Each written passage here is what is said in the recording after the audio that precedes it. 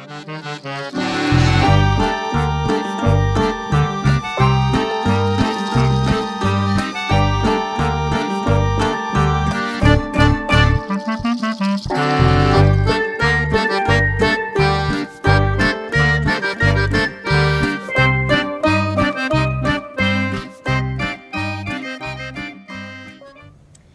6, in which we take a brief departure from Fat Maggie and her adventures.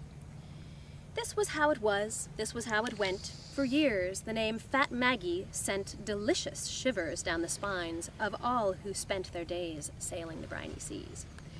For while it was unfortunate to be swindled so, really, there were much worse ways one could overthrow a captain and crew. Indeed, 'twas an experience many did show an interest in having. Not the least of these was the gargantuan Gehiben Gori, the man with whom we began our story, a man with great knowledge of a gustatory nature. He was an excellent chef and knew all manner of herbs and spices, and what to drizzle over flame-broiled cockatrices, and which wine to serve with sour sea-plum ices, and which to serve with periwinkle etouffee.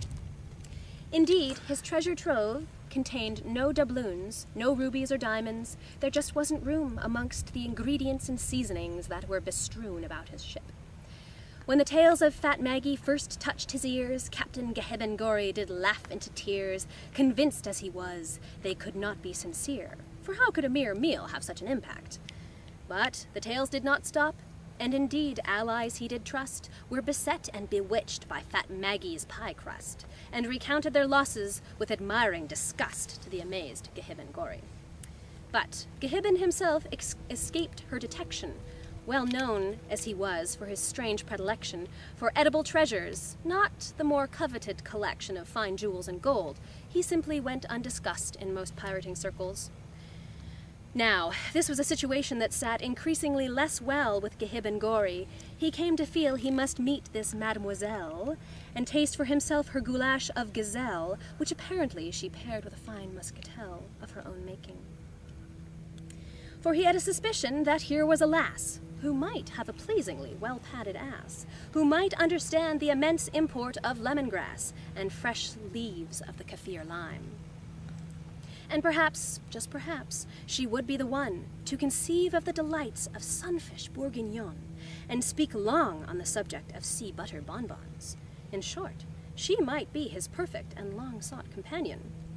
He just had to meet her and convince her of this, and steal her heart with one garlicky kiss, and his life would be complete. He'd be awash with bliss for the rest of his days. Meeting her would be simple, for this he had a scheme.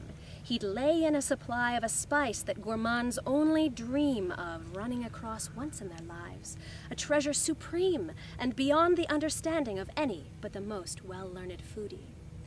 He'd spread the word, and if she took the bait, that Gehiben Gori had 100-gram weight of saffron from the seas of Caliwait, and if she truly was his epicurious mate, she'd come to him. Getting her here, that part should be easy. Winning her hand, that part made him uneasy, for he'd heard that though she was a terrible tease, she would take lovers for only the scantest moments before moving on. Well, he thought with customary aplomb, I'll cross that bridge when to it I come. For all I know, this sweet sugar plum is not half what she's rumored to be. And so off he went. He searched low, he searched high, he fought dragons, bribed witches, speared cyclops in the eye.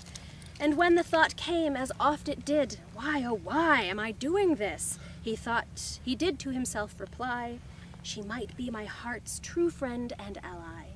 And after a 12-month had passed, he'd amassed his supply of saffron, put out the word, and not one full week went by before the saucy wench had hunted him down, much to his great delight.